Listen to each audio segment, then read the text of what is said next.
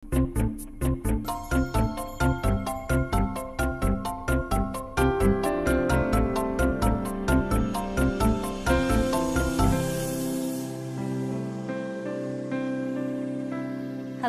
I'm Margot Pilatus. Welcome to Study English, IELTS preparation. Today we're going to look at ways of discussing a topic. When you're writing or speaking, you can present facts or you can use your opinion. But how can you tell the difference? Today we'll find out. We're going to listen to a scientist talking about vitamin D and cancer. In this clip, see if you can hear both facts and opinions being used. I believe that the public health problem for vitamin D deficiency is quite significant. I would estimate minimum 25% of adults in the United States, Europe, and probably even in Australia are vitamin D deficient. I mean, if you think about it, over 250,000 women in the United States will develop breast cancer this year. Something like 50,000 will die. If 25% of those breast cancers could have been averted, prevented in some way, just by having a little exposure to sunlight, would have been really tremendous. So he was talking about the links between vitamin D and cancer. Many Australians these days are avoiding the sun because they know it can cause skin cancer. But by avoiding the sun, they're missing out on vitamin D, the vitamin that you get from sunshine. And this is leading to other health problems. When you're reading, writing, or listening to an argument like this, it's important to be able to tell the difference between statements of fact and statements of opinion. But how can you tell the difference? Well, there are a number of ways you can express your opinion. Today, we're going to look at two of these, using phrases that express an opinion and using modal verbs. First, let's look at some phrases. The key words to listen for when you're trying to decide whether someone is talking about facts or opinions are words like believe, think, argue, feel, opinion, or view. These vary from formal to informal. If I was talking with my friends, I might say, I think or I believe. If I was in a class or tutorial, I might say, in my opinion, or in my view.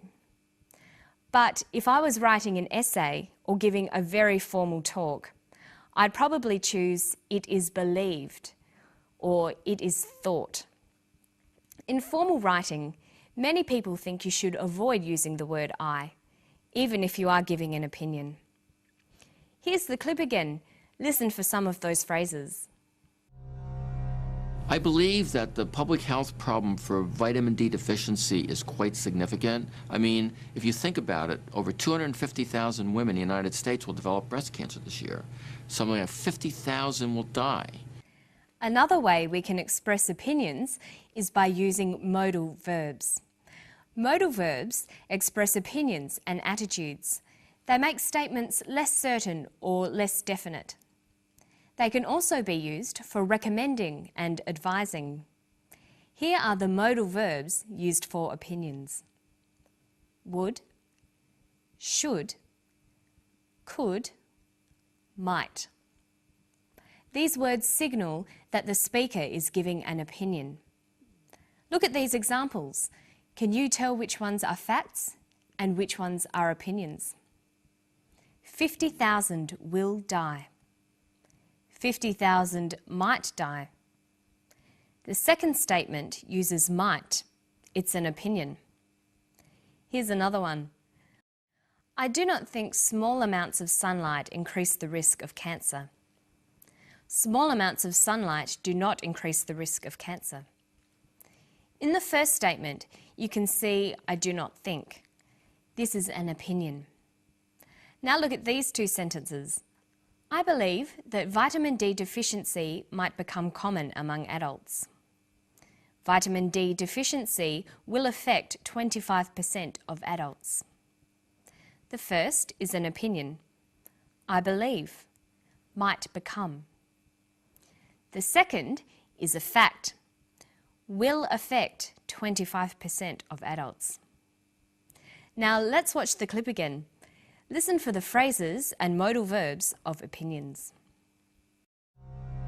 I believe that the public health problem for vitamin D deficiency is quite significant. I would estimate minimum 25% of adults in the United States, Europe, and probably even in Australia are vitamin D deficient. I mean, if you think about it, over 250,000 women in the United States will develop breast cancer this year. Something like 50,000 will die.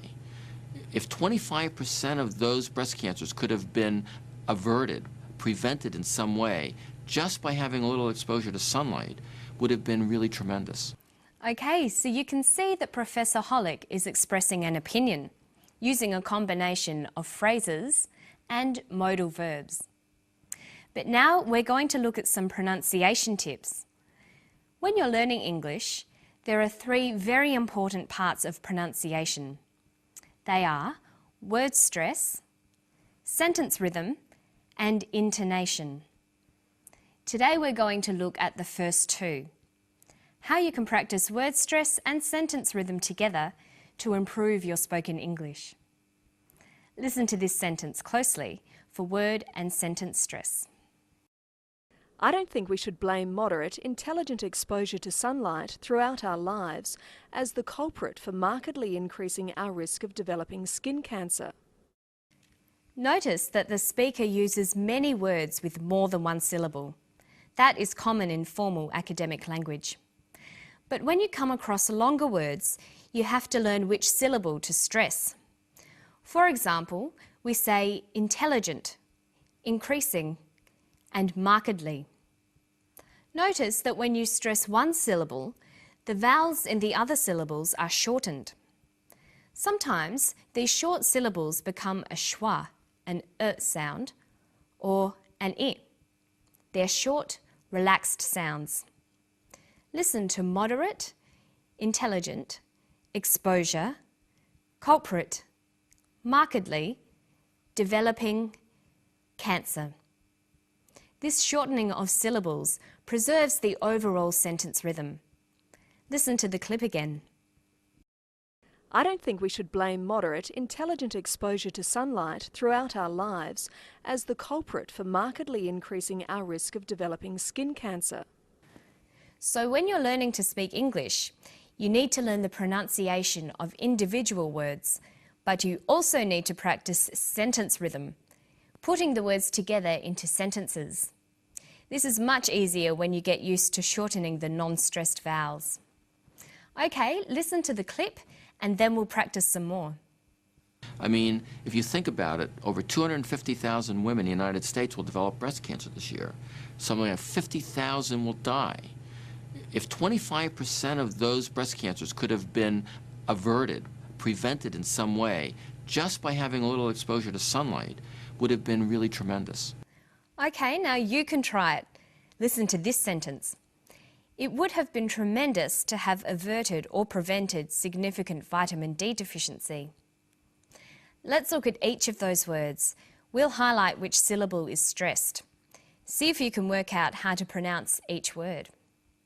Tremendous, averted, prevented, significant, vitamin, deficiency. Okay, now let's see what happens when we put these words back into a sentence.